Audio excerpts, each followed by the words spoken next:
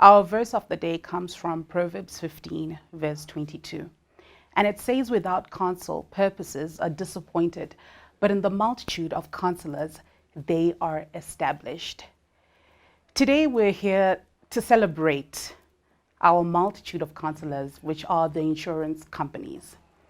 And we're going to get into a prayer to make sure that this program runs smoothly with the grace of God. Let us pray. Dear God, as we come before your throne of mercy, we thank you for your grace and your mercy and your love. Help us to never take for granted the gift of life that you've given us in such times. We ask that this program might be a success and that you might give wisdom to all those that are going to win and all those that are part of this event. Draw us closer to you, that at the end of the day, your name might be glorified. In Jesus' name I pray, amen.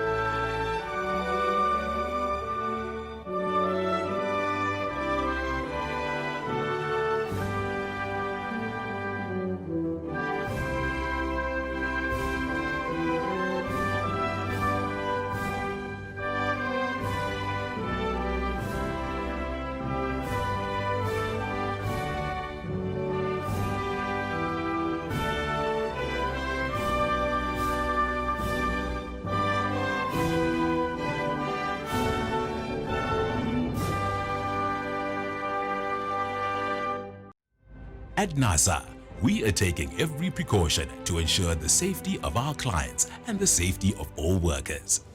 Protect yourself and your co-workers. Get vaccinated against COVID-19. The COVID-19 vaccines are safe and effective. Do your part and reduce the risk of infection at the workplace. Be a workplace hero and get vaccinated today.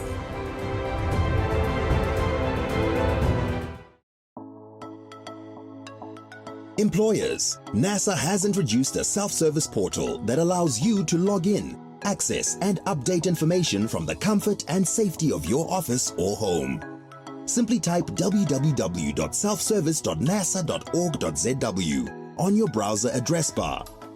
The self-service portal enables employers to initiate employer registration, create an account on the employee or member self-service portal and have access to update employee or member details.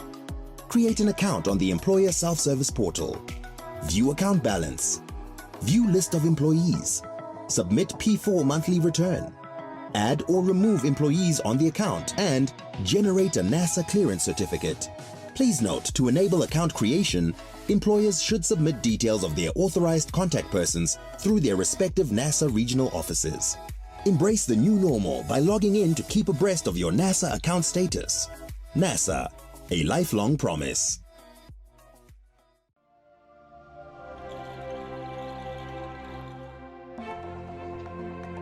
Employers, your contributions ensure employees are covered for mishaps on the job. You are a hero.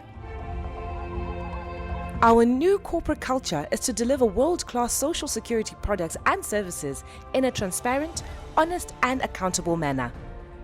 Thank you, NASA Heroes, for entrusting us with your contributions. Tinotenda siyabonga. With NASA, you can always look forward to bright and sunny days during and after your working life. Hashtag NASA Heroes. NASA, a lifelong promise.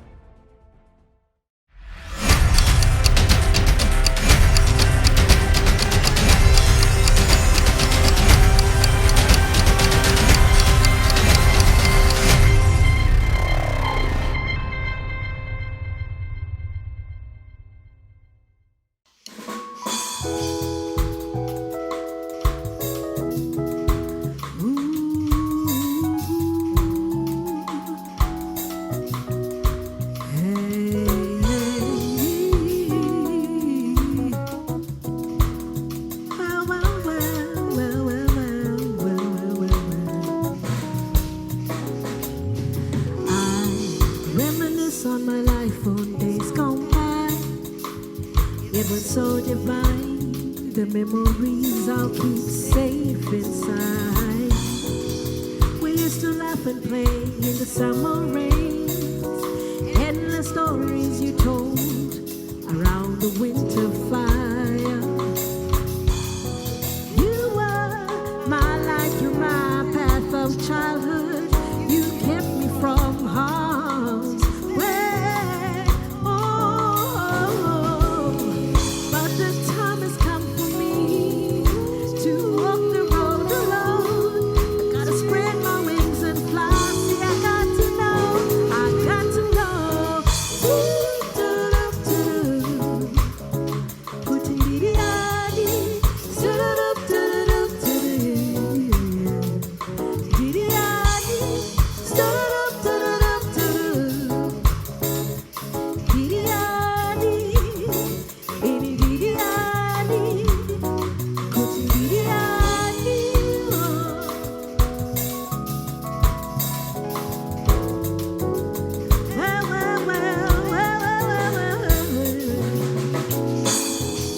Thank you for your mentorship and guidance.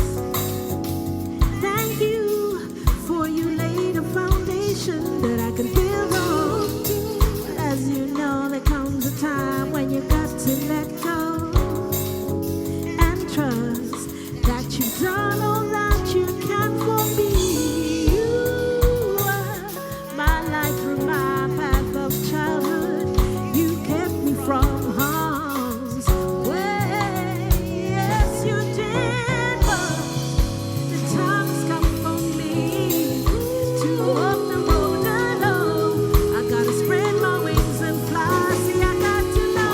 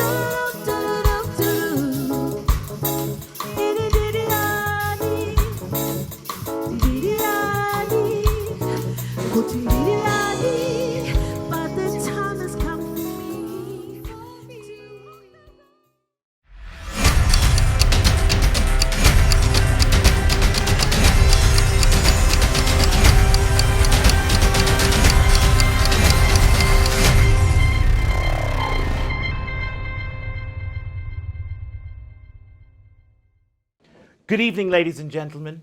My name is Asa, and I will be your host for this evening.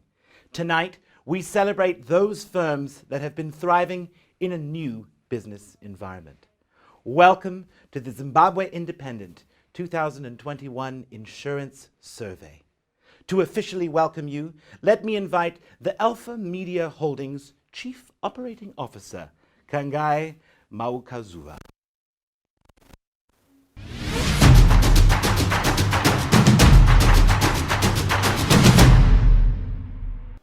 In 2017, the Zimbabwe Independent and the Insurance Institute of Zimbabwe conceived a partnership to do the Insurance Survey magazine that was presented in the form of a printed magazine.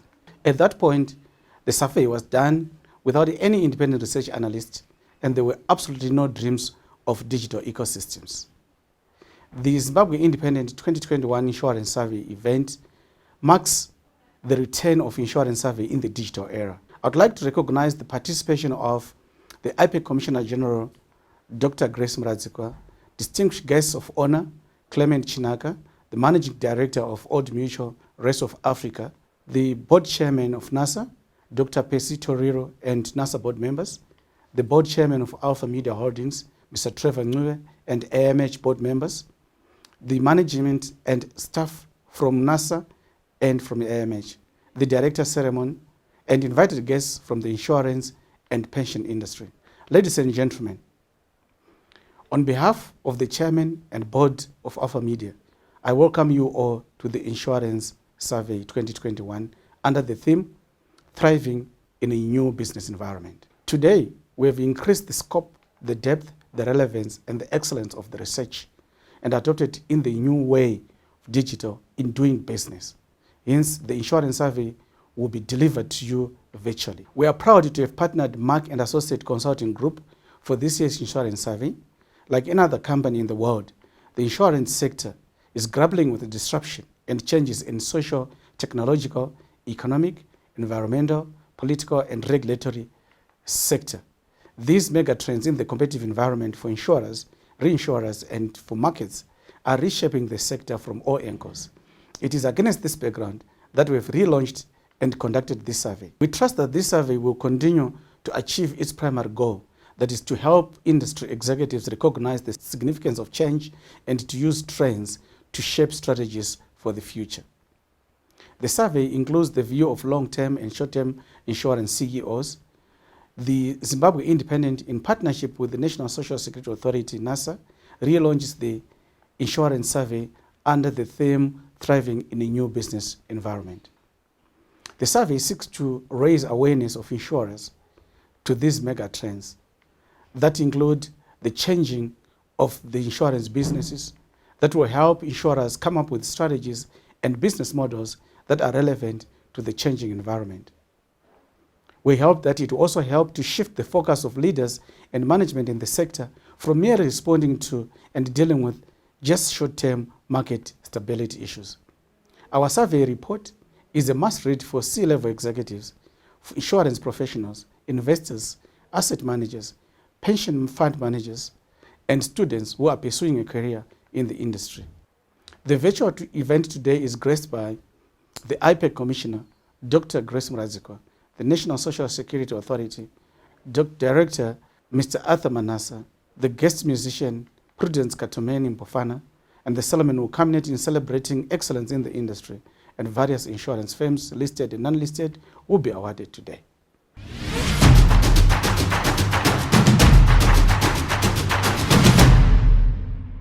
Thank you, Kangai. Let's welcome our official sponsor, NASA, a lifelong promise.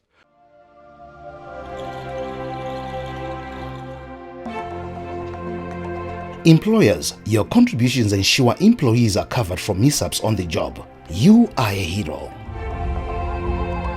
Our new corporate culture is to deliver world-class social security products and services in a transparent, honest, and accountable manner. Thank you, NASA Heroes, for entrusting us with your contributions. Tinotenda siyabonga. With NASA, you can always look forward to bright and sunny days during and after your working life. Hashtag NASA Heroes. NASA, a lifelong promise. Good evening, ladies and gentlemen. My name is Tendai Mtsekwa, the Deputy Director, Marketing and Communications for NASA. NASA is a brand that stands for hope and security. It symbolizes the aspirations of the people of Zimbabweans who yearn for a better and secure life. Although the core mandate of NASA is to provide social security to formerly employed Zimbabweans, as a mass mobilizer of national savings, much more is expected of the authority. We are thus venturing into social protection by coming up with various interventions to cushion our members in the event of the unexpected events such as old age, sickness, injury, or death. Our vision is to become a world-class provider of social security by 2030, and hence we are sharpening our act across all touch points. The new NASA has been birthed from extensive consultations with various stakeholders. The rebranding that is taking place is informed by feedback from our clients and stakeholders. Involvement of various stakeholders is key in brand building to foster brand ownership and pride. Hence, it started from within the authority with employees as they are responsible for driving the business strategy.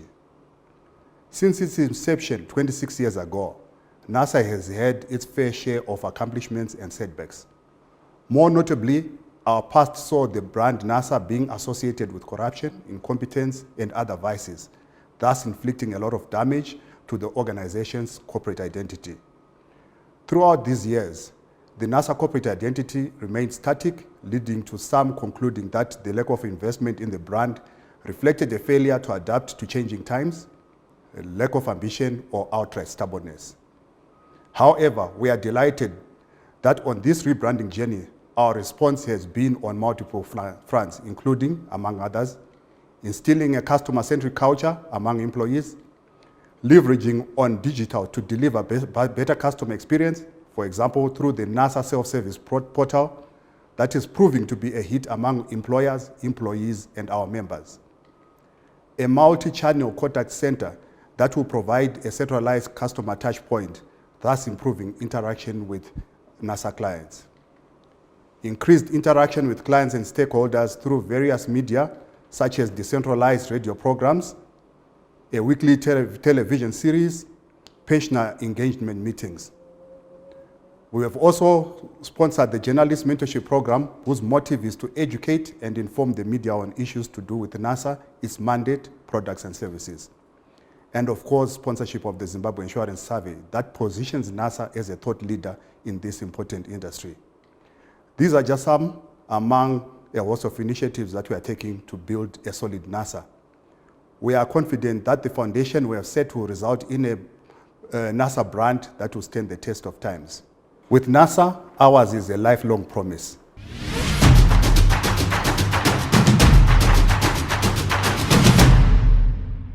Thank you a lot for sharing your views. Ladies and gentlemen, that was Tendai Mutseyekwa.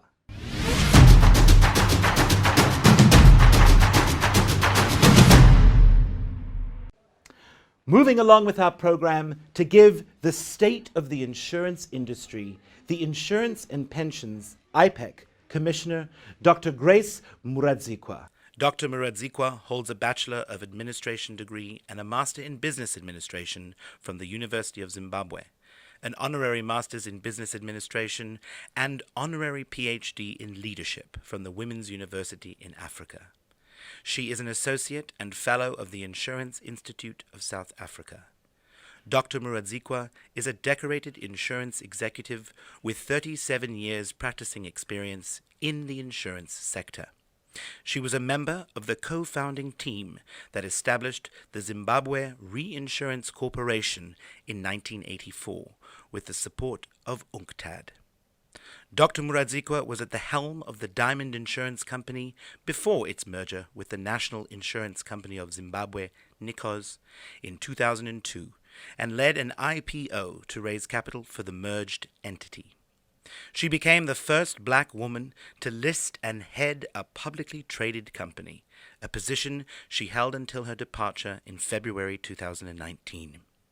Dr. Muradzikwa was appointed Commissioner of Insurance, Pension and Provident Funds with the responsibility of regulating and supervising the insurance and pensions industry in Zimbabwe in June 2019, a position she currently holds. She has received many awards, which include ZNCC Businesswoman of the Year 2005, IOD Director of the Year 2009, Outstanding Top 20 Business Personality of the Year 2012, Daily News Businesswoman of the Year 2014, and CEO Global Regional Titans Award 2017. Institute of Corporate Directors Zimbabwe, Woman Corporate Director of the Year, Public Enterprises 2020, and winner of the Megafast Outstanding Top 20 Women in Business of the Year 2020. Dr. Muradzikwa has served on various boards of local, regional, and international institutions, such as the Zimbabwe Revenue Authority, ZIMRA, Africa University, the Federation for Afro-Asian Insurers and Reinsurers, and the Association for Insurers and Reinsurers in Developing Countries. She is the patron of Women in Insurance Zimbabwe and the immediate past president of Professional Women in Business, ProWeb, in Zimbabwe. She was named amongst the top 50 inspirational women on boards and in business in 2020-2021.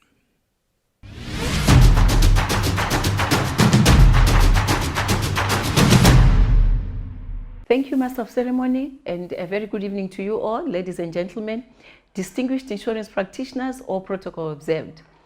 I'm honored to be invited as the guest speaker at this Zimbabwe Independent Insurance Survey 2021 Awards. It is gratifying to know that the event seeks to recognize the excellent performance by some of our regulated entities, we have gone beyond the call of duty by excelling in various categories, notwithstanding the challenging operational environment brought about by the COVID-19 pandemic. Ladies and gentlemen, we are over a year into the pandemic, and clearly, with the many variants we have witnessed, the future remains uncertain as the virus continues to mutate, leaving countries battling wave after wave of the pandemic. The level of vaccinations, on the other hand, remains low, and this means we are still away from returning to normal. I therefore find the theme for this event, Thriving in a New Business Environment, appropriate, in that corporates have had to adapt to remain relevant. As you are all aware, insurance business, particularly here in Zimbabwe, relied heavily on relationships and traditional distribution channels, such as walk-in clients and agents visiting clients to sell insurance policies. With the COVID-19 induced restrictions, insurers have had to innovate in terms of products and distribution channels for survival. I believe at this event, we are about to witness the recognition of insurance companies that were able to pivot their institutions. Ladies and gentlemen, a key lesson from this past year is that traditional ERIM were unsuccessful in identifying the full scale of the pandemic, as its impacts materialized into multiple key risks to organizations, such as infection risk.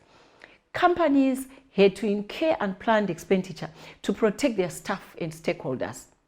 Business interruption risk, again, companies had to strengthen their business continuity plans by heightening digitalization and capacitating staff to work remotely. Consequently, cybersecurity risk and fraud risk also increased. Third-party risk, as the industry had to and still relies a lot on third parties to deliver service. Liquidity risk, due to the slowdown in economic activity with rental voids and calls for pension holidays. Credit risk, due to contribution arrears, premium debtors, and supply chain disruptions.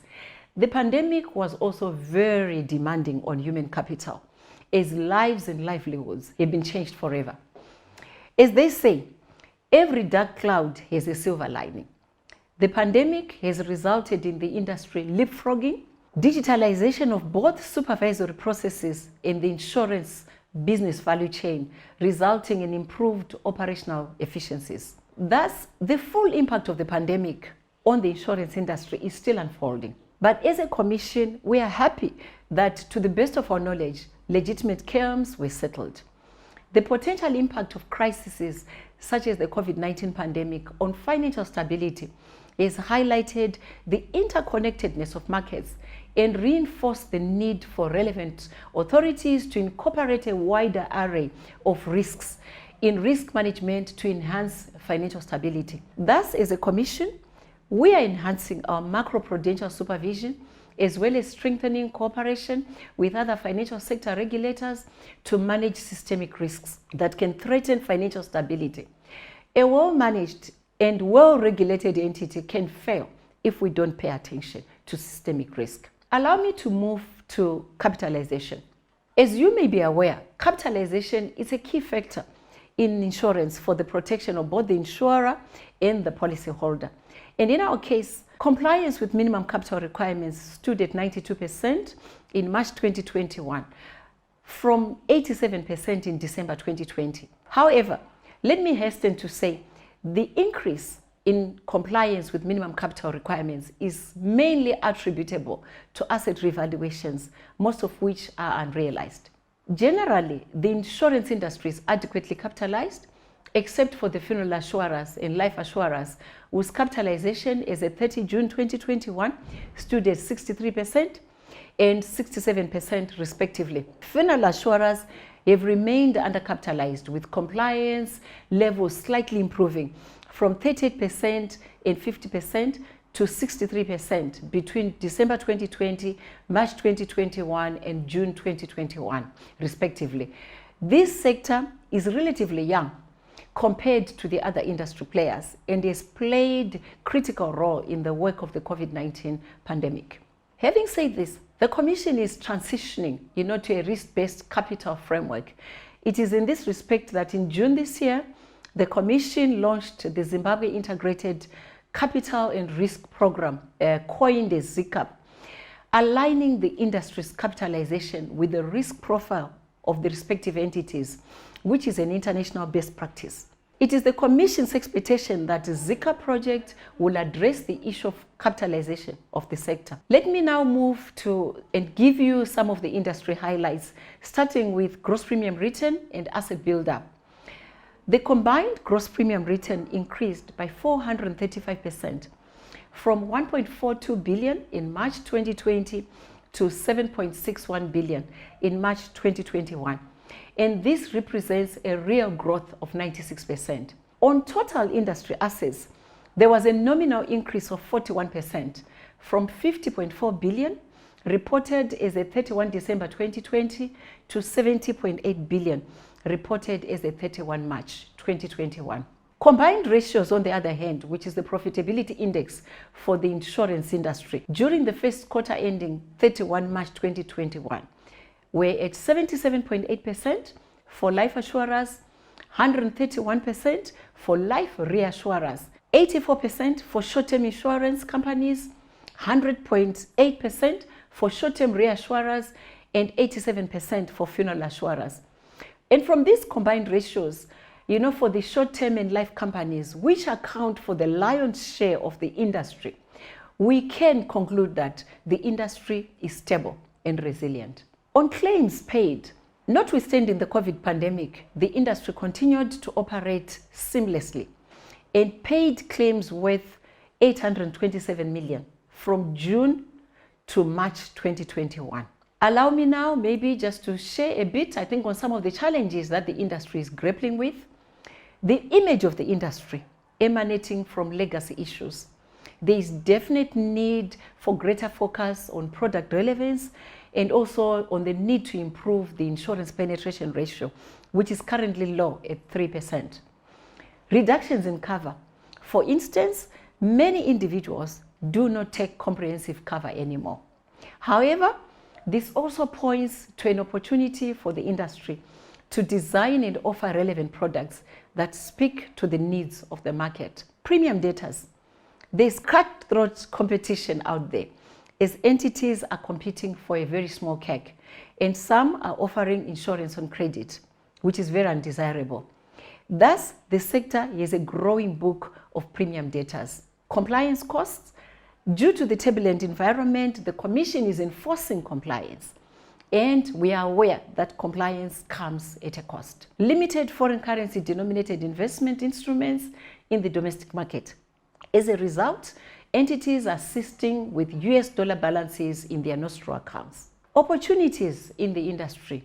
Ladies and gentlemen, the pandemic has exposed protection gaps, especially around business interruption, hence creating opportunities for the industry to develop covers that plug this gap for the future. As I highlighted earlier on, whilst navigating the digital revolution, the challenge of cyber risk and fraud has been heightened, and hence the need for cyber insurance. And as regulators, we are alive to the changing environment, and we have also redefined the new normal with off-site inspections and surveillance becoming the new norm. In addition, we are warm to and will support new innovations as the global insurance industry moves towards smart digitalization, provided the interests of policyholders are protected. And so it is our expectation that the industry will continue to embrace digitalization to not only improve service delivery, but come with customer-centric products which will improve the resilience of the industry to future shocks. As I wind down, allow me now to be the first one to extend heartfelt congratulations to the winners on your well-deserved awards. I thank you. Ladies and gentlemen, that was the state of the insurance industry. Thank you, Doc.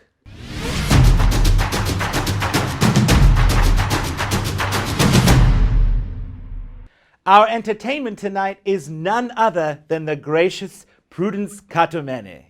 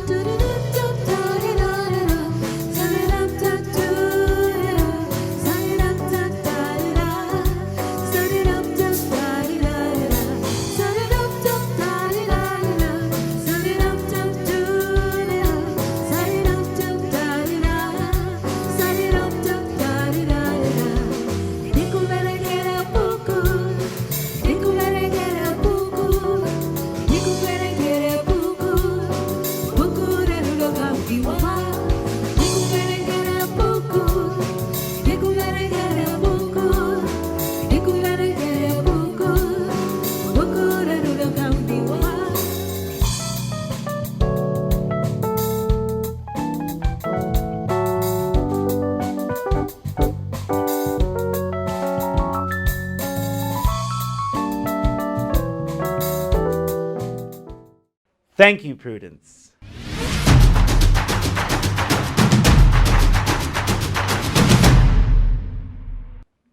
Our guest speaker tonight is the Managing Director of Old Mutual Rest of Africa, Mr. Clement Chinaka.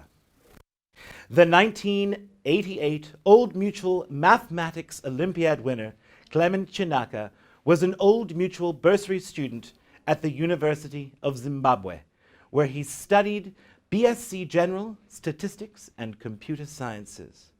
He joined Old Mutual Life Assurance Company of Zimbabwe, OMLAC ZW, in January 1992 as an actuarial student and worked pensions and life actuarial functions at Old Mutual Zimbabwe up to the role of Chief Actuary of Old Mutual Zimbabwe in September 2001. He occupied that role until December 2005 and moved to Old Mutual South Africa, where he worked in strategy and finance roles until October 2010, when he became the CFO of Old Mutual Corporate. He worked in that role until July 2014, when he was appointed to act as the MD of Old Mutual in August of 2014, and was appointed to the role in January 2015. Clement was appointed to MD for Rest of Africa in November 2019.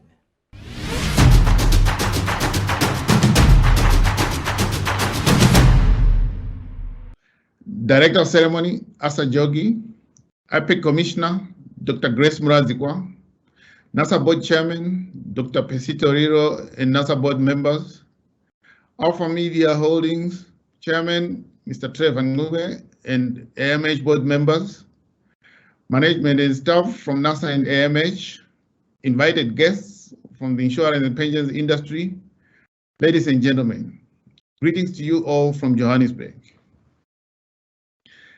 Thank you all for your kind invitation to share my thoughts on the occasion of this insurance survey and awards event. I'm acutely aware that this is coming at a time that is difficult and unprecedented in a generation. I'm encouraged that organizations like AMH can still organize such programs that facilitate analytical review of the insurance industry's performance and exchange ideas among business leaders in Zimbabwe. Well done to the organizers, and congratulations to all that will be honored in this event. In my short presentation tonight, I'd like to do three things. Offer some brief comments on the current state of the insurance industry in Zimbabwe, to discuss key issues in the insurance industry that characterize the new normal, and conclude by offering some thoughts that business leaders here can use to develop the insurance industry in Zimbabwe in response to the new normal. The need for protection against adverse events in the form of some kind of indemnity against material loss or provision of financial support to surviving dependence on the death of a breadwinner has been around as long as the monetary economy has been around. And the need has grown as society becomes more affluent and members become more individualistic, leading to changes in the way the insurance industry was organized. What I'm saying is, insurance has been around for a long time, and our predecessors took steps to ensure that it survives several changes and stages of human and economic development. It is now our turn to make sure the industry thrives through the current changes into what we call the new normal. Turning to Zimbabwe, the formal insurance industry as we know it today dates back as far back as 1895, when the then Mutual Life Assurance Society of the Cape of Good Hope, today known as Old Mutual, established an agency in what is now Harare. Several other players have come to the fore, as you know. There is abundant empirical research from advanced markets as well as emerging markets on the nexus between the insurance industry and the performance of the general economy. That is, insurance and pensions industry require an economy that is doing well for them to thrive. And in turn, a strong insurance and pensions sector enables economic growth. The insurance activity, both as provider of risk transfer and indemnification, as well as asset gatherers, contributes to economic growth in the following ways: facilitating trade and commerce, mobilizing domestic savings, and allowing risks to be managed more efficiently, encouraging the accumulation of new capital. The importance of the health of the local economy to the fortunes of the industry is higher in an environment like Zimbabwe, where the industry players are restricted to investing insurance and pensions assets in the local market. As you know, if a fish depends on a small pond as its habitat, the health of its surroundings becomes a matter of life and death. Now, it is well documented that Zimbabwe has experienced a very difficult economic conditions in the last 2 decades. You guys are suffering a second hyperinflationary episode in less than 20 years. Most of you in this event today have lived the experiences, and the insurance industry has contracted severely over this period. We need all parties to do all that is necessary for the economy of Zimbabwe to perform at its potential so that the insurance sector works well. The COVID-19 pandemic and associated economic difficulties are making affordability of insurance difficult for many people in the short term. Insurance penetration is estimated to have declined markedly from around 6% to below 2% over the last decade. Yet, remarkably, the number of key insurance carriers has not changed much for decades, a trend that we see elsewhere in the world. General insurance penetration was only 0.66% in 2020. In 2021, 55% of insurance is in respect of motor insurance. This is followed by fire insurance at 15%, then personal accident and bonds and guarantees at 5% each, insurance and farming at 3.4% each. The rest of the classes are tiny. I believe a large part of this is due to the compulsion of motor insurance, that everybody must have at least third-party insurance that is driving the dominance of motor insurance. This is an economy that prides itself as agrarian, and yet agricultural insurance is only 3%. I think there's plenty of opportunity in this sector. In terms of distribution, 54% of general insurance is written via brokers, and 45% is written directly and via tied agents. Digital distribution is still very low. Turning to life insurance penetration, that is even lower in 2020, at 0.27 for insurance, while pensions penetration was only 0.838. 41% of life companies' business is insurance products, and 59% is pensions business. On the insurance front, 86% of insurance premiums are for funeral benefits, and 8.5% is for group life assurance. The distribution of life insurance and pensions is dominated by employed staff, accounting for 59% of premium flows. Individual agents account for 38% and branches only 4%. There are only 3,300 people, roughly, involved in selling insurance, which is small. Very little is distributed digitally. The need for our industry endures through economic cycles. Indeed, the industry itself can be a catalyst for economic growth. This is why I believe our responsibility as leaders risks is not diminished, but rather elevated by the changes we are witnessing in the country and the world.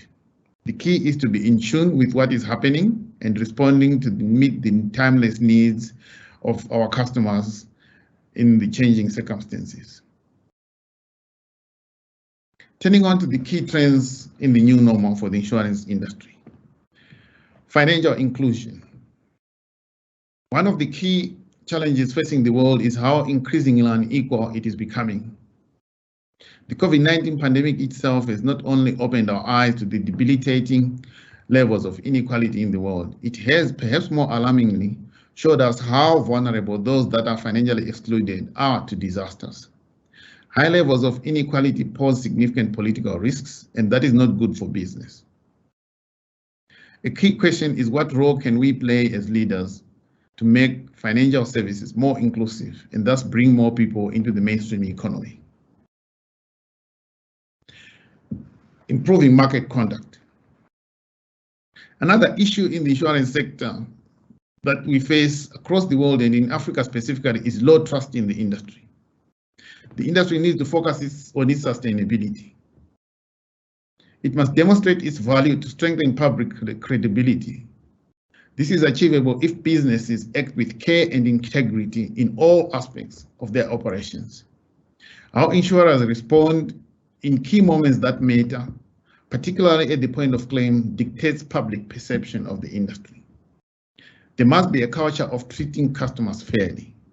That is, better targeting of products to customer segments that they are designed for, improved onboarding of customers, clear communication, products must perform as advertised, fair claims processes, and giving customers opportunities to express their views on the company's performance.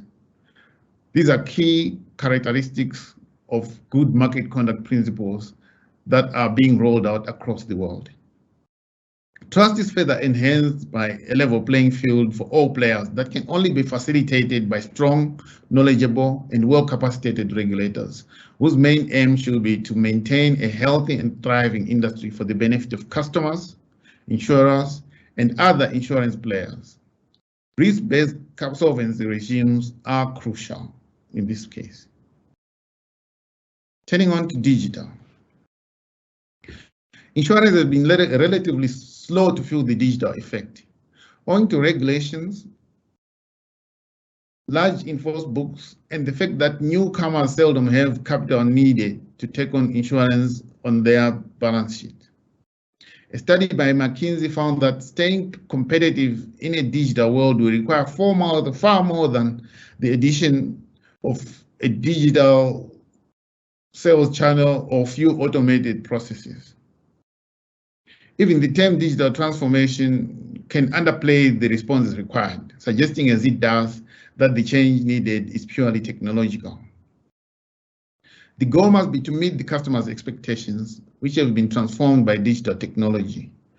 Customers want simplicity, 24-hour access, and quick delivery, clear, relevant information about product features, and innovative, tailored services designed for the digital age. They have the same expectations, whatever the service provider, insurers included. In insurance, digital is changing how products and services are delivered, and increasingly it will change the nature of those products and services, and even the business model itself. Currently, the focus of insurtechs is largely distribution, pricing, and product development in that order. Property and casualty is at the forefront, followed by health insurance, and then lastly, life insurance. Cybersecurity. As the world is going online en masse, we have seen an increase in cybercrime. McAfee estimates that close to $1 trillion was lost to cybercrime in 2020. This requires significant investment in business resilience and intrusion detection capabilities. COVID-19 pandemic response. In 2020, most African economies suffered from the reaction to the threat of the pandemic rather than the health impact of the virus itself. The insurance industry was hit via business interruption claims in the short-term insurance space. Health insurers initially benefited from governments taking responsibility for treating COVID-19 sufferers. We are seeing this trend reverse now, with health insurers facing rising claims. Mortality claims have been very bad in South Africa and now in Namibia. The two countries have some of the highest incidence of COVID-19 per million people in the region, and also have the highest insurance penetration on the continent. Luckily, so far, for most, the pandemic has been an earnings event rather than a capital event. That may change as more variants emerge and if the pace of vaccination rollout remains low. The pandemic and vaccination trends are themselves shaping insurance underwriting. We can expect a wave of price increases in both direct insurance and reinsurance, and also expect changes in policy terms depending on comfort with ability to quantify and price the risks. Some questions still beg for answers. For example, what will the world do with the results of the work from home experiment? What is going to happen to property values if the demand for office space plummets because of work from home, or the hybrid of working partially from home or from the office? Climate change. In the past week, the International Panel on Climate Change report on the impact of climate change was released. It paints a discomforting picture of the reality of the future. It begs two questions from insurers. What are the implications for the risk they carry? What can the industry do to drive the change required to avoid disaster? Should insurance, who are some of the largest owners of asset pools, consider incentives and disincentives for industries that are harmful? Now, having said all this, I offer my thoughts on how I believe insurance business leaders can meet this moment in history. I believe we need to focus on three things: invest in personalization of more aspects of the customer journey, develop flexible product solutions suitable for a challenging regulatory and financial markets environment, and then invest in skills and capability for the new economy. I will unpack these points briefly. Personalization of customer journeys. The advances in digital in other industries has raised the bar in insurance as well. There are several areas that present opportunities for personalization and improvement in customer experience. The first one is continuous underwriting. Mortality underwriting, as it is currently, suffers from two flaws. First, it is constrained to a single moment in a customer's life, the point of sale. Thus, the only data available at that point is past morbidity and behavioral data of the customer. Second, it fails to account for customer lifestyle changes during the life of the policy. Increased data and device connectivity, as well as telematics, present an opportunity for personalization. We must invest in continuous one-touch underwriting with dynamic adjustment based on customer behaviors and suggested personalized actions to significantly drive healthier behavior. Personalized omni-channel customer journeys. Now, COVID-19 has accelerated many of the digital and omni-channel elements that were in the early stages in many markets, such as robo-advisors, video conferencing, and web chats. A recent McKinsey survey of European consumers found that 54% of customers now prefer direct or digital channels, up from 38% before the crisis. While frontline professionals will continue to play a critical role in reaching customers, we must embrace the integration of physical and digital channels in the new normal. Agents armed with advanced analytics on their customer base, as well as centrally provided digital leads, will lead to better cross-selling. Additionally, by reducing the price of distribution, we can reach more financially excluded people.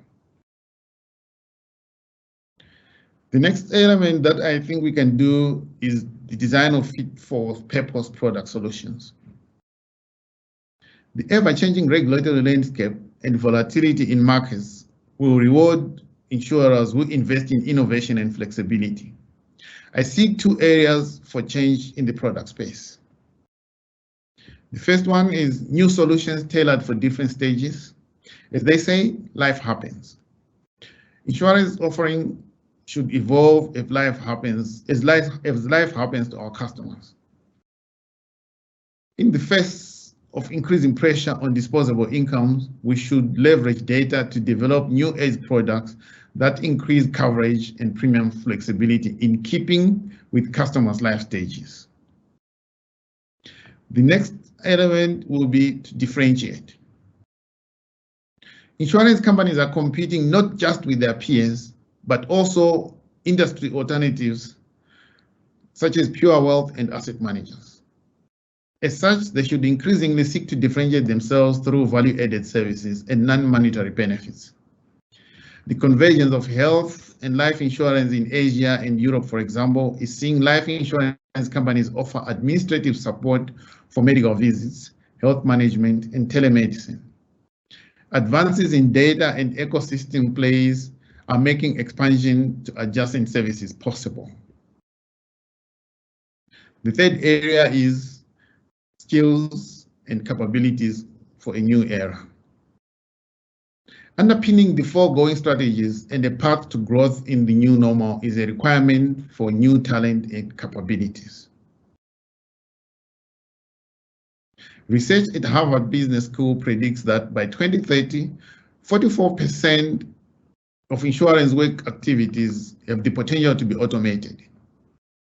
Roles that focus on repetitive work and manual processes will cease to exist in their present form, while technology and digitally savvy workers will increase in value. Emotional, interpersonal, and social skills will also become more critical, especially for customer-facing agents who can help customers address their changing financial and coverage needs. We therefore have to invest in the workforce of the future. In conclusion, it is clear that changes in the customer behaviors, new competitive threats, the pandemic, and perhaps more candidly, a brave new world for all of us presents an opportunity, but also a burning platform for insurers to rise to the challenge and thrive. Future generations are banking on us to deliver the future. Once again, congratulations to the award winners tonight. I wish you all the best. Stay safe. I thank you.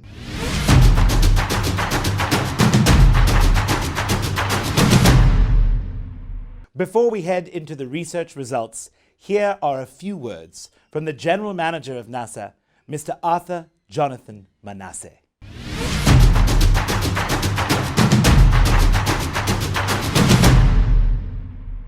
The Director of Ceremony, distinguished guest of honor, Clement Chinaka, our Managing Director of Old Mutual Limited, Rest of Africa, the IPEC Commissioner, Dr. Grace Muradzikwa, NASA Board Chairman, Dr. Percy Toriro, and NASA Board members here present, Alpha Media Holdings Chairman, Trevor Nglobe, and AMH board members, management and staff from NASA and AMH, invited guests from the insurance and pensions industry, ladies and gentlemen. NASA is proud to be the official sponsor of this year's Zimbabwe Insurance Survey, a product of the country's leading business weekly, the Zimbabwe Independent. Participation as the main sponsor of this prestigious and informative survey is a natural fit for NASA for two reasons. NASA's mandate is to provide social security to formerly employed Zimbabweans through benefits payouts, which include retiree pensions. Secondly, NASA is a major player in the insurance industry through its investment in some of the players in this sector. The opportunity to collaborate with the Zimbabwe Independent in this year's survey could not have come at a better time for NASA. Our organization is in transition as we embark on a transformational journey that is anchored on transparency, honesty, and accountability. This journey began in 2020 when we started our rebranding process. For us, rebranding is not just about optical changes. It started internally with staff fully appraised on what we desired to achieve and what it would take for us to get there. From the very first week of January up to now, staff are updated through weekly internal bulletins from the General Manager's desk. These are both informative and instructive to ensure that there are no gray areas that may lead to misconception or misunderstanding. The unveiling of our new corporate identity was a statement of intent. It symbolized the emergence of a new NASA, a NASA that is destined to become the pride of Zimbabwe and Africa, a standard bearer in social security provision.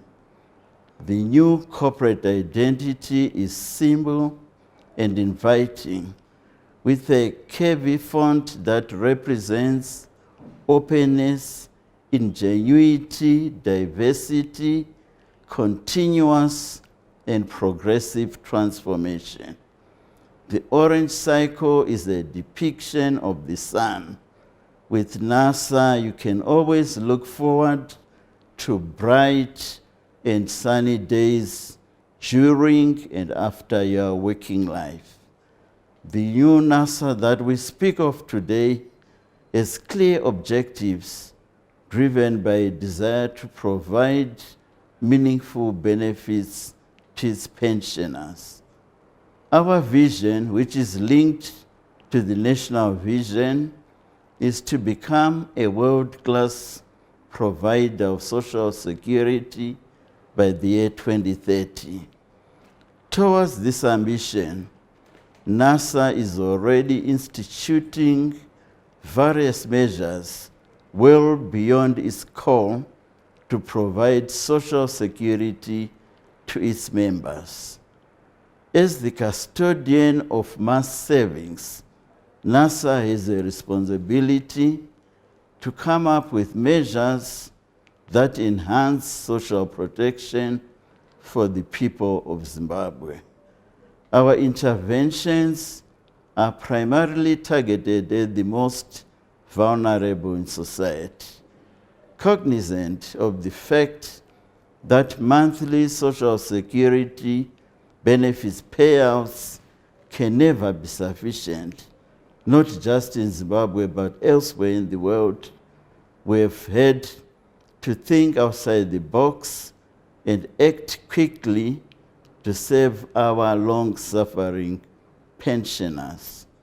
We took the following measures to improve the welfare of NASA pensioners and beneficiaries. Once-off monthly grocery payouts to all beneficiaries under the Pension and Other Benefits Scheme, POBS, and the Accident Prevention and Workers' Compensation Scheme, APWCS.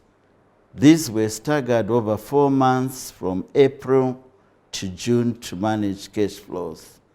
Increased minimum payouts from the equivalent of US $12 at the beginning of the year to US $25 in April. This was further reviewed to US $35 payable at the auction rate in July. Further reviews are scheduled as follows: October, US $40 and US $60 by year end. Our roadmap is informed by ILO recommendations that estimate that a person needs the equivalent of at least US $2 a day to survive in Southern Africa. Discounted groceries at participating retail outlets. Revolving facility for income generating projects, which was launched in July. Goat farming outgrower scheme with technical and marketing assistance, and free medical assistance through the NASA mobile clinic. It is important to note that the above interventions were informed by feedback we received from pensioners and beneficiaries. NASA is a listening organization. Before the third wave set in, we traversed the length and breadth of Zimbabwe, meeting with representatives of pensioners. As a show of commitment, the meetings in Harare, Gweru, Bulawayo, Mtare, and Masvingo were attended by the Minister of Public Service, Labor and Social Welfare, Honorable Professor Paul Mavima, the NASA Board Chairman, the General Manager, and senior NASA executives. The meetings have been beneficial in rebuilding trust between NASA and its pensioners. The NASA you see today is not looking back. We appreciate the fact that as a mass mobilizer of national savings, NASA is a national asset. This carries with it a large responsibility to complement government's efforts in alleviating poverty, particularly in difficult times such as we are currently facing. That is why our focus is beyond providing social security. Zimbabweans need to be protected from the ravages of unforeseen circumstances, such as the coronavirus pandemic. However, NASA cannot do it alone. The insurance and pension sector can play a significant role in coming up with solutions that will create a better Zimbabwe for current and future generations. The resources that we collect should be invested wisely. Globally, the insurance sector is a major driver for national development. The challenges we face in terms of infrastructure development can be effectively addressed through a well-coordinated approach by players in this sector. Investment in critical sectors such as agriculture, infrastructure development, power generation, to mention but a few low-hanging fruits, will go beyond growing our respective enterprises, but will have great economic benefits for the good of Zimbabwe. A prosperous Zimbabwe will mean better fortunes for all, including the insurance industry. Finally, on behalf of NASA, I extend heartfelt congratulations to those adjudged to have excelled during the period under review.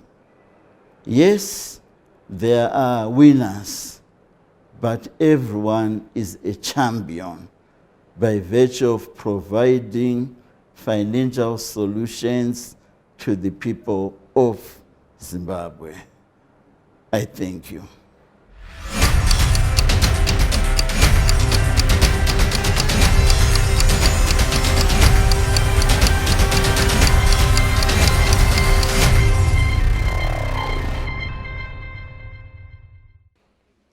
I am sure you are all excited and ready to find out who the winners are.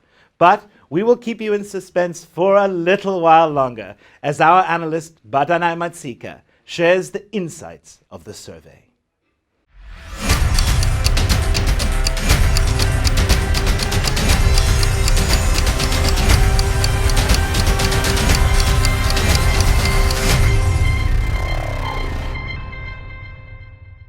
Good evening, viewers. My name is Badanai Matsika. I'm an analyst with Mark & Associates Consulting Group. I was part of the research team that focused on the ZIMIND insurance survey for 2021. So basically, I'm going to highlight key findings via a presentation around trends within the global and also the local insurance sector in Zimbabwe. And thereafter, I'll also discuss about pertinent issues affecting the sector and also certain recommendations. In terms of the structure of the presentation, I'll be focusing on the global insurance sector dynamics, the African insurance industry, but paying attention to the impact of COVID-19. I also focus on the Zimbabwean insurance sector and a performance review of different subsectors. And as part of the survey, we thought that it would be interesting to look at themes affecting the listed insurers as well. And thereafter, we delve into recommendations to players and policymakers with regards to the general insurance sector. And also the final stage, of course, will be the survey itself and our rating methodology that we used. So going straight, just taking a deep dive into the global insurance sector. Of course, the COVID-19 affected 2020 and 2021 in terms of the global economy. We saw a recession. So overall, according to a report done by Alliance Insurance, they showed that premiums in life and P&C declined by 2.1%. Of course, in line with the COVID-19, but key themes really affecting trends there were changes in claims experiences, uncertainties in terms of revenue prospects, and certain initiatives that insurance companies impact on, and that sort of shaped the direction of the markets there. So in terms of the life sector, it was down by 4.1%. So this was basically in line with expectations as most households cut down in terms of insurance premiums or risk products. But of course, there are concerns that, given the volatile economic environment, there's need really to invest in risk products. So in terms of the dynamics affecting the non-life sector, it's quite different from the life business, given that, the sector was a bit resilient.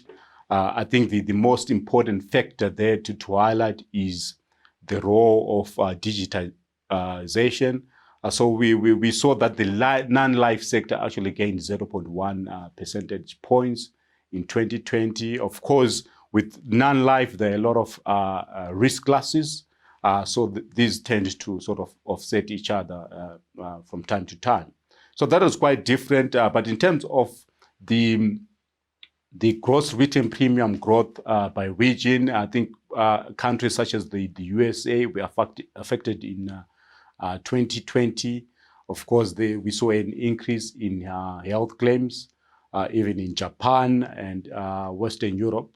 But in terms of the outlook now, I think it's worth highlighting that there's a positive correlation between insurance products or uptake of insurance products with economic growth.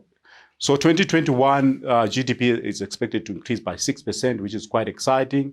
There's been a lot of stimulus packages being pushed through in countries such as the USA. So that is expected to help the sector going forward.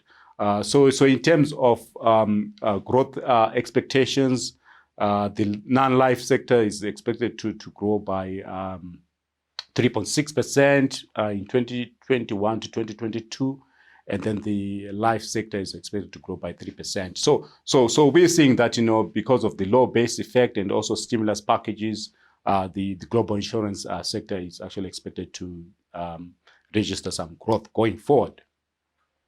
Moving on to the next interesting dynamic or interesting area really has to do with the Africa insurance industry. I think it's worth noting that most countries in Africa have penetration rates below 2%. I think the most advanced economy in terms of insurance will be your South Africa.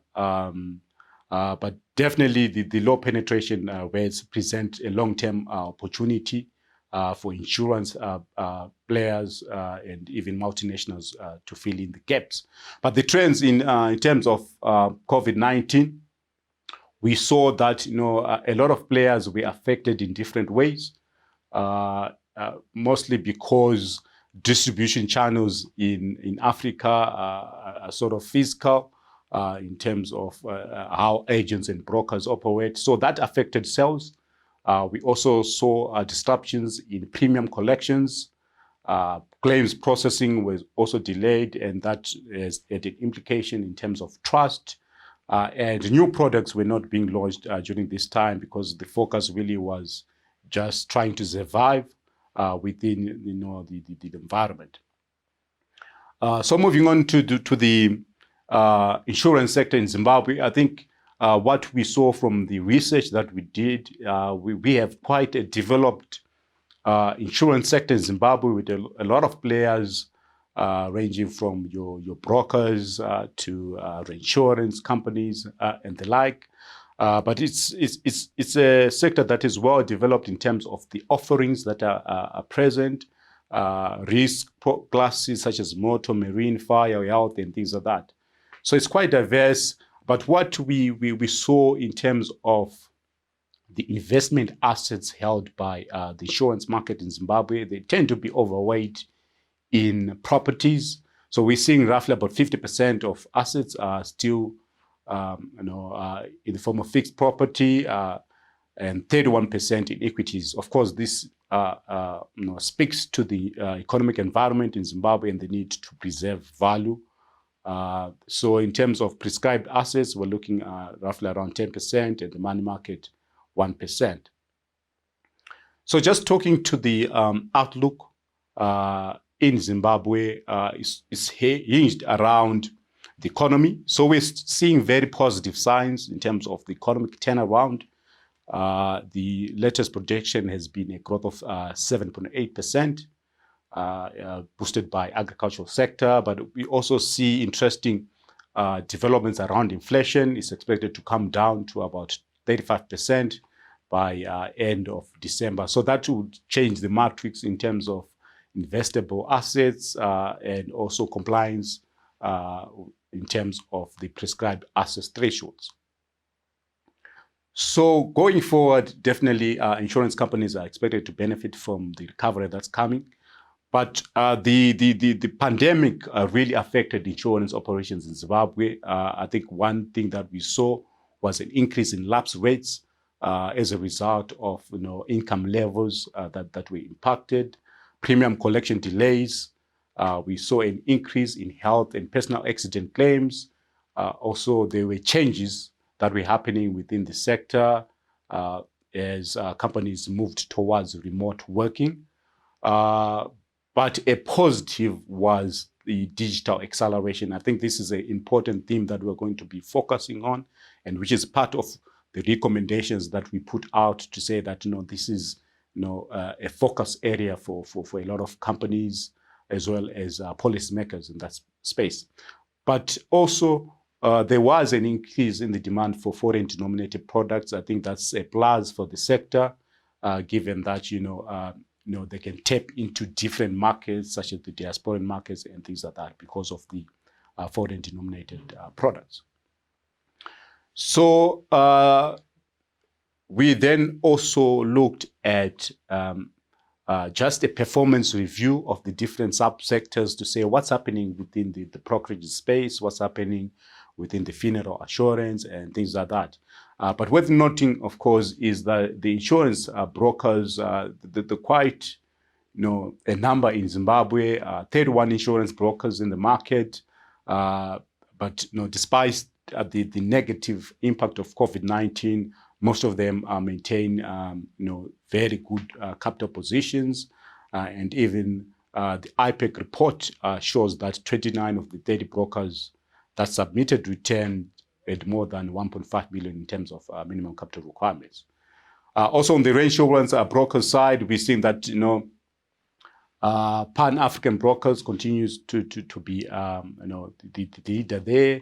Other major players will be your Minerva, but of course, premiums have actually been growing. So that also shows a bit of resilience in terms of the brokerage side. But turning over to an interesting area that we think is relevant within the Zimbabwean market, we continue to have a very informalized economy. So we felt that microinsurance is worth looking at. Quite interesting, given that we have two players that are currently being regulated by IPEC.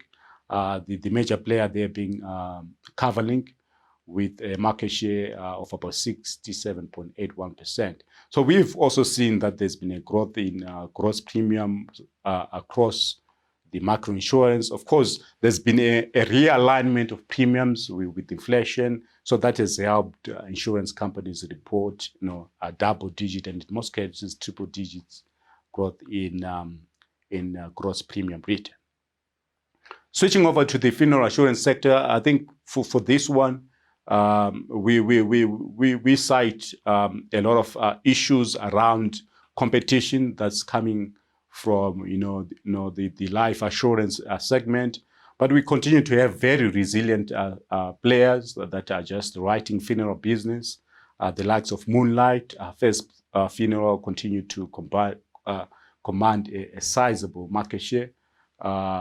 So really that's a theme, but also on the funeral assurance sector, we're seeing that there's a bit of non-compliance in terms of the minimum capital requirements there. So we feel that there's scope for restructurings, scope for consolidations in that space. And then moving on to the short-term insurance sector, I think we continue to have the usual suspects being the market leaders. The likes of Old Mutual, Zimline, Nichols Diamond continue to command significant market share in the space. But we've also seen an increase in foreign currency denominated business with the likes of Old Mutual, Zimline actually pushing out a lot of products within the space. So we've also seen that within short-term insurance, the biggest class there is motor vehicle insurance. I think it's an important trend that's also prevalent even in other emerging markets. And then within the life assurance sector, there's been a lot of activity here, a lot of new players coming in, and a key takeaway is that within the life assurance sector, the main product there has been funeral linked products. So as a result, you find in terms of the market share by gross premium written, you're seeing that Nyaradzo continues to be a leader, which shows that they are really pushing for market relevant products, given that, in terms of the uptake, that is the product that's getting a lot of attention. But of course, in terms of total assets, Old Mutual continues to be a leader, having 36.3% in terms of market share by total assets. Then in the short-term reinsurance space, also quite interesting area there that you find your emeritus, your FBC continue to command a significant share of the market. I think these are companies that have built themselves over time and are also leveraging off the group structures as well. So you tend to find that they continue to dominate that space. And the life reassurance sector is also an interesting one. We're seeing that Emeritus, FBC also continue to play in that space and also command significant market share by gross premium written and assets as well. So as part of our survey, we then looked into listed companies, listed insurance companies. I think this is an exciting area given what we have been seeing. In terms of the financial insurance sector in Zimbabwe, it's one of the sectors that's expected to grow quite significantly in 2021. And we feel that there's the scope for more M&A activity. And we've seen a reorganization in the banking sector that was pushed through by the National Social Security Authority, which is NASA, which involves the disposal of ZB Holdings and increasing its stake in CBZ Holdings. And NASA has also indicated that it will be disposing a significant chunk in First Mutual Holdings. So we've seen a lot of transaction activity within the listed insurers. These are basically holding companies that also have players, dedicated insurance players as their subsidiaries. So we felt that it was quite important to have a look at these companies, given that they're also listed and also provide that proposition for investors to have exposure in the sector. So within Fidelity Life, what we've seen is that, in terms of the inflation-adjusted results, it has not been quite interesting. There was a significant decline of 47.3% in terms of its income. Net premiums were also down during the year. But what we've seen is that, there's been a massive reorganization and also a drive towards digitization. I think with the recent ZHL transaction, where it has regained control of Fidelity Life, we expect a lot of changes to happen there and also new products that are relevant to be put through Fidelity. First Mutual is also another exciting one. What we've seen with First Mutual is a very solid regional expansion drive that they've been pushing through in Botswana. And we've also seen strong performance, especially driven by the investment side, which is your investment properties and also equities. So they've actually done well on that part. We think that is also an exciting stock. In terms of ZHL has been on a reorganization drive. As indicated, they have restructured their portfolio. They've regained control of Fidelity Life. ZPI has actually been delisted, and they are sort of running towards a lean structure, but that's also focused on the region. So there's been a lot of excitement. In terms of share price performance, it hasn't been that massive, but it is one that continues to present a lot of upside potential for investors. Old Mutual continues to be a favorite, being listed on the Financial Securities and Exchange Securities Exchange. You find that they are sort of viewed as a value hedge by investors, given their strong balance sheet that's invested in a lot of properties and equities at the same time. In terms of their performance, it has been quite solid, growing in inflation-adjusted terms as well. So there's been a lot of reorganization, consolidations within the insurance space. We think that there's more scope for M&A activity around the broader space. But just in terms of the recommendations, I think it's quite critical to then point out some of the issues that we saw within the research that we feel should be addressed. I think there's need to enhance efficiencies through accelerated digitization and embracing technology. I think this is the new trend after COVID-19. For you to survive within the new global economy, you really need to embrace technology in terms of how you relate with clients and the systems that you use to reach out to clients. So there's also need for technical assistance. We feel that in strategic areas such as micro insurance, I think there's need for policymakers or organizations to support players within that space, because I think that's an exciting growth area. And also just in terms of investment management, because by the end of the day, insurance companies are basically investment companies that are collecting premiums and looking at ways of preserving those premiums and also covering their clients in the event of claims. Another area really to improve penetration rates has to do with enhanced educational and literacy campaigns. I think risk products should be communicated just in the same way as an investment product, because by the end of the day, households need a holistic financial plan that covers risk and investments. So there's need really to push campaigns that educate individuals and households.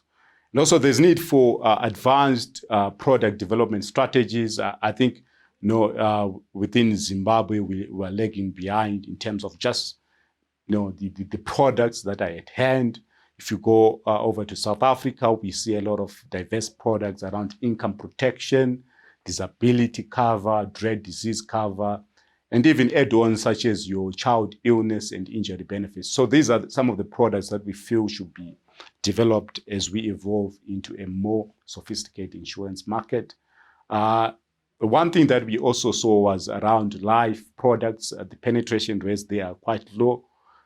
Simply because it's advice intensive, and there's a need to invest in financial advisors, because by the end of the day, you need advisors that go all out and educate people, but also cover all socio-economic groups. So there's been a trend where we're seeing like wealth managers that come but target a certain group of people, high income earners. But for life products to develop, there's need to cover all socio-economic groups at the same time. And also tapping into the diasporan market will require a different approach in terms of marketing. I think the good thing is that insurance companies are targeting or are developing foreign denominated products, which is an exciting move. And also, the initiatives around risk-based capital that is being pushed by APEC is relevant and should be embraced by the market. I think there's also a narrative around non-compliance to prescribed asset thresholds. I think it is more of an economic problem, given, of course, what has happened with fixed income assets, if you compare that with inflation trends. So as the inflation trend goes downwards, definitely compliance in terms of prescribed assets would improve over time. But also an important theme that should be considered is that there are also limited value creation opportunities on local capital markets, and there's need really to go offshore. So pension funds, insurers should be given the opportunity to seek better returns offshore, in other markets, investing in sub-Saharan and even global markets, just to have sort of a diversified portfolio by the end of the day. So those were our recommendations, highlights of what we saw during the research process itself. But moving on to the insurance sector survey and ratings methodology. So basically, our approach was largely quantitative. So using information from IPEC, these were basically IPEC submissions that were pushed through by different players in different subsectors. We then came up with a scorecard that's based on different insurance metrics, such as business performance ratios, reinsurance ratios, collection ratios, and liquidity ratios. And through that, we then came up with a score or rating process. But also at the same time, we paid attention to market share statistics that were presented. We feel that market share is quite critical within the market because what we want is distribution, is penetration, and relevant products being pushed to within the Zimbabwean market. And also, over and above that, there were ratings that were of a qualitative measure, especially when you then look at the listed ones in terms of their growth strategies, the quality of management teams, corporate governance standards, and things like that. So we then came up with a combined approach that actually rated the companies, and we have different categories for the winners, basically. So that concludes our process. So in terms of the survey results, as Mark and Associates, we had a task to look at 13 awards. So the first one was the most innovative insurance company. Of course, this was quite interesting in the face of COVID-19. We're looking at those players that adapted to COVID-19 in terms of technology, making use of ecosystems to push through products and in an efficient way. And also, we then considered aspects to do with the marketing itself. How innovative are the players in terms of pushing out product out there? So we then awarded companies accordingly. The second one was the best reinsurance broker. Of course, market penetration, distribution is key when you're looking at brokers. But we then also considered the pure performance metrics in terms of growth ratios in 2020 and even Q1 2021. The third one was best insurance broker, quite a similar approach in terms of evaluating distribution channels, also looking at market share dynamics and performance metrics.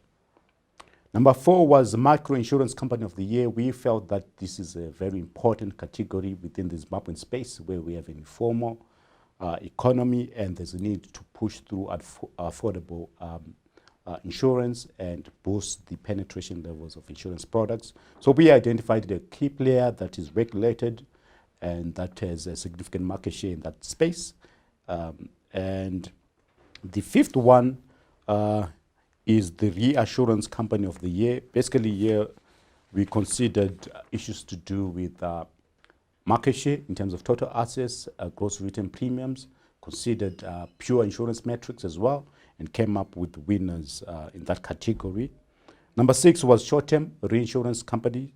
Of course, there's appears to be quite significant players in terms of their brand franchise and how they are growing.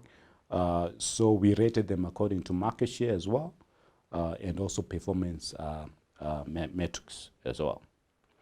Number 7 was the Funeral Assurance Company of the Year. I think in the funeral space, as highlighted in our presentation, I think there were a lot of issues to do with compliance. So we then identify a player that has significant market share, but is also compliant in terms of minimum capital requirements, but also has performed well. We identified one winner in that category. Number 8, Life Assurance Company of the Year. Of course, in our research, what we saw was that companies that had products that were linked to funeral actually outperformed in terms of pure insurance metrics, market share, which shows that they're pushing through relevant products within the market. So we rated companies accordingly. Number 9, Short-Term Insurance Company of the Year. We continue to see a lot of competition in that space. Of course, there are dominant players that continue to do well in terms of market share, business performance, and also are doing well on the foreign denominated business.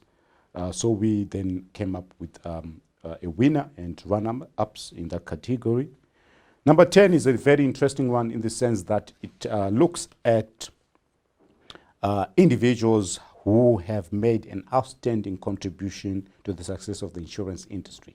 So we had a balanced approach where we had one male and a female, but also then considered entrepreneurship where we wanted to recognize people that have done well in terms of building businesses within the space. And we then also considered entrepreneurship, so those that were doing well within their career, within their businesses, and they were contributing quite significantly.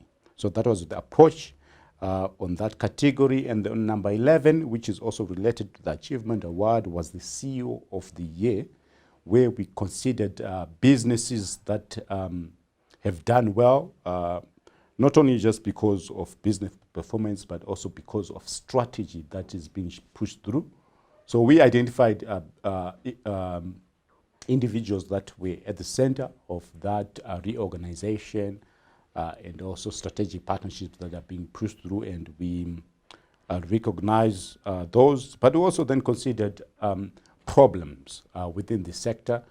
So one of the recommendations was that there's need for technical assistance, advisory services to boost our insurance sector. So we identified organizations and individuals that were doing that and solving some of the key problems within the sector. And we awarded individuals accordingly. The 12th category was the best listed insurance groups. Best listed insurance group. So these are basically insurance holding companies that have entities that are regulated and that are contributing significantly to underlying earnings. So within the listed space, of course, what is also key is issues to do with investor engagement, management openness, and business performance. So that was the approach on that category. We felt that it was quite key to recognize those that were upholding high levels of corporate governance as well in the space.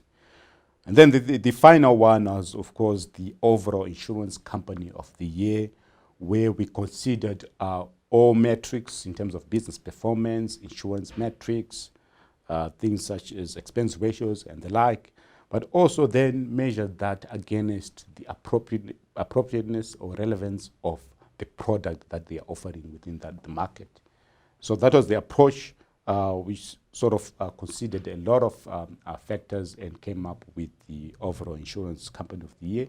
There's also 2 runner-ups within that category. So that concludes the approach that we used as Mark and Associates. It was a very interesting exercise. We look forward to more surveys next year. Thank you.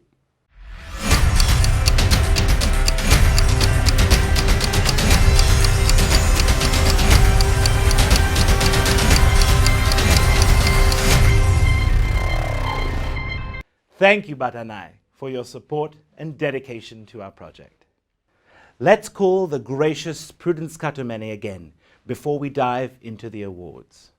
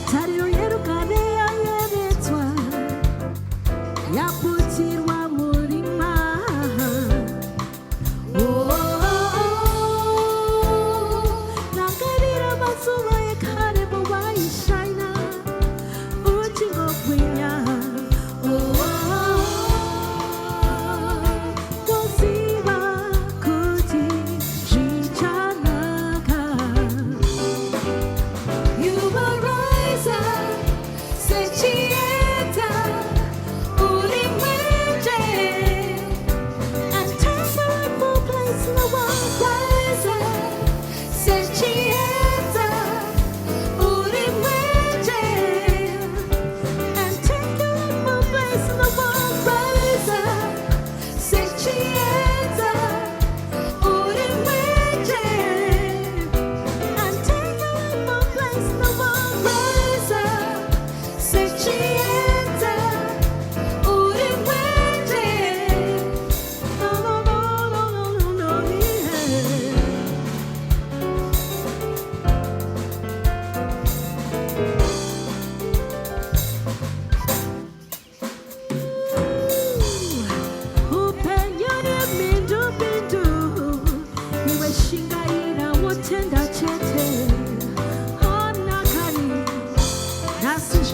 Chaya, Wanaji Chanaka, Shingaira,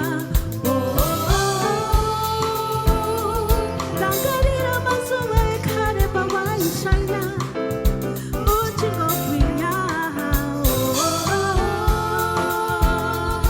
Musiba Kuti Chanaka. You will rise up, Sechieta, Urimweje, and take a rightful place. No one rise up, Sechieta, Urimweje, and take a rightful place. No one rise up, Sechieta, Urimweje, and take a rightful place. No one rise up, Sechieta, Urimweje. Thank you, Prudence. Now, ladies and gentlemen, moving on to the exciting part of tonight's awards.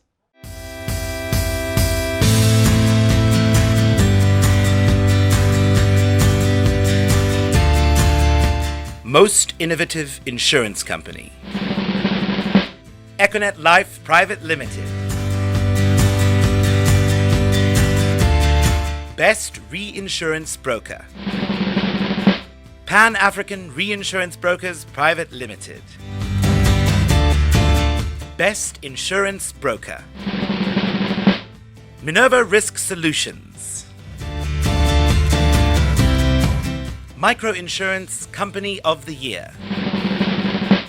Coverlink Microinsurance. Reassurance Company of the Year. FBC Reinsurance. Short-Term Reinsurance Company of the Year. ZB Reinsurance Limited. Funeral Assurance Company of the Year. Moonlight Provident Associates Private Limited, trading as Moonlight Funeral Assurance and Services. Life Assurance Company of the Year. Dove's Life Assurance. Short-Term Insurance Company of the Year. Old Mutual Insurance Company Private Limited. Best Listed Insurance Groups, holding companies with insurance entities that contribute significantly to underlying earnings. Old Mutual Zimbabwe Limited. Overall Insurance Company of the Year. Nyaradzo Life Assurance Company. Achievement Award. This special award will be presented to an individual who has made an outstanding contribution to the success of the insurance industry through their illustrious career. Philip Mataranika and Rutendo Magorimbo.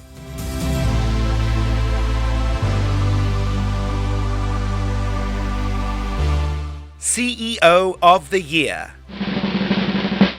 Stanley Kudenga from ZHL. Wadzanai B. Piri from Coronation Solutions.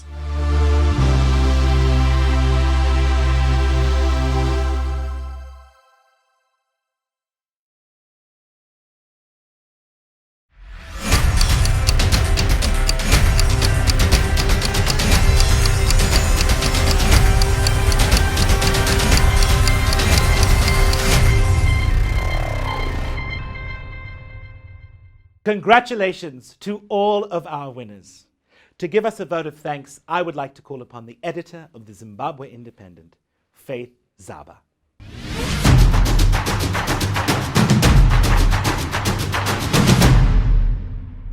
Good evening, Director of Ceremony ASA, distinguished guests of honor, Clement Chinaka, the Managing Director of Old Mutual Limited, Rest of Africa, IPEC Commissioner, Dr. Grace Muradzikwa, NASA Board Chairperson, Dr. Percy Toriro, NASA General Manager, Mr. Arthur Manasseh, and NASA board members, Alpha Media Chairperson, Trevor Ncube, and AMH board members, management and staff from NASA and AMH, invited guests from the insurance pension industry, ladies and gentlemen. First, I would like to thank NASA, its General Manager, Mr. Manasseh, and his team for sponsoring these prestigious awards. We thank you for your sponsorship of this event and look forward to more and continued partnership. As the Zimbabwe Independent editor, and on behalf of my team, I would like to also express my profound gratitude to Dr. Muradzikwa and Mr. Chinaka for your enlightening presentations. This year, we have relaunched the Insurance Survey, which is an annual review of the local insurance industry that provides an analytical overview and expert opinion on the performance of the country's insurance sector. The survey comprises of a research analysis on the industry and is an omnibus of advice on the degree of risk management that is provided by insurance companies. The industry report and survey is a must-read for insurance professionals, investors, and students pursuing a career in the insurance industry. This year's event is more special as it comes at a time when the Zimbabwe Independent is celebrating a major milestone. 25 years of existence, 25 years of providing balanced, objective, and fair reportage of issues, and 25 years of being a professional, credible, reliable, and trustworthy and dependable media outlet. 25 years on, we continue to abide by the journalistic standards and ethics upon which the ZIMIND was founded, which include the principles of truthfulness, accuracy, objectivity, impartiality, fairness, and public accountability. The Insurance Survey has been relaunched under the theme, Thriving in a New Business Environment. Our theme echoes the turbulence that the economy and capital markets have gone through.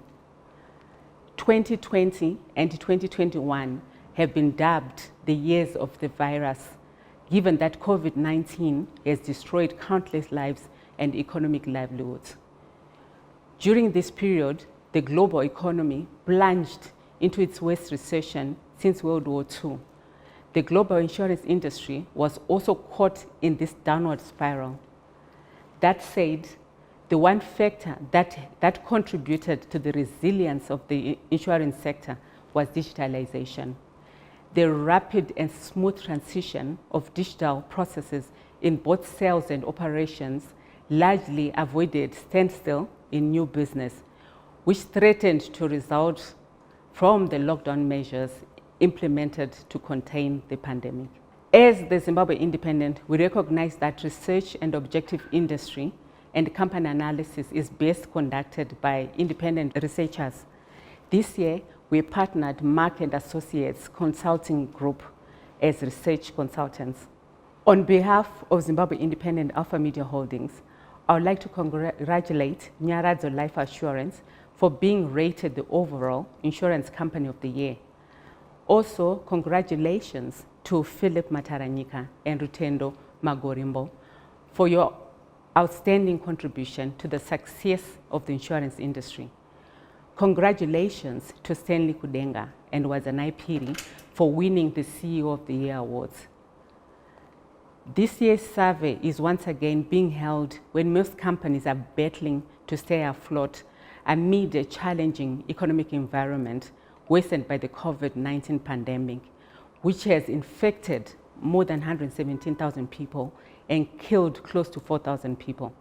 As we hold this important event on the calendar, we celebrate growth and the fortitude of insurance companies operating in this turbulent period. Companies operating in the Zimbabwean insurance sector need to be commended for continuing to defy all the odds and rising to the top. We salute all insurance players, small to large enterprises. To the winning companies, I would like to recognize and salute your commitment to the economy. Through this, you have also become inspirational to other corporates as testimony that perseverance, innovation, and creativity are the pillars of sustainable business. As Zimbabwe Independent, we'll continue to cheer you on. We'll continue to stimulate citizen engagement and debate. We'll continue to promote accountability and integrity in all sectors to achieve good governance. We believe that it is only through robust engagement that as Zimbabweans we build the nation that we all want, a nation that we yearn for. Please, let's continue to stay safe by masking up and social distancing. Thank you and a very good night.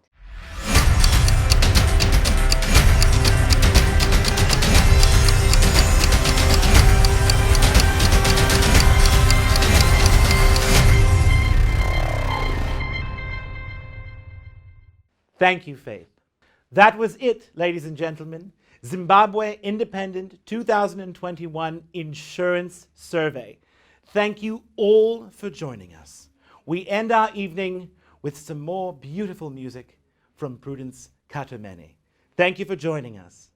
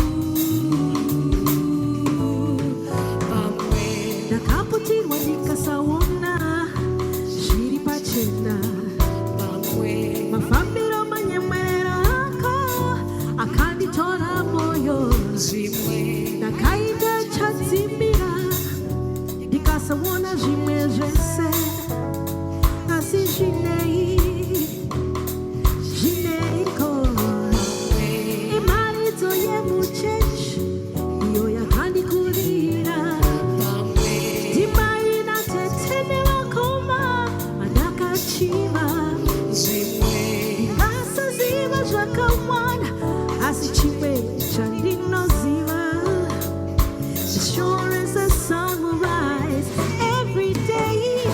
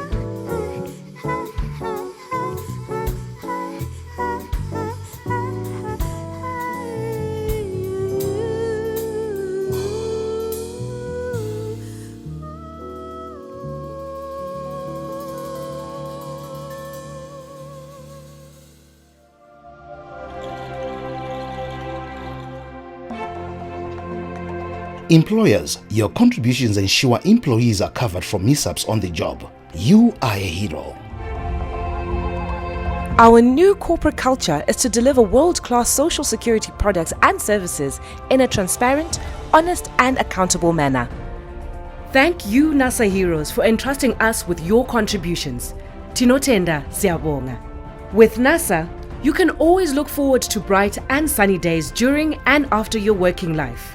#NASA Heroes. NASA, a lifelong promise.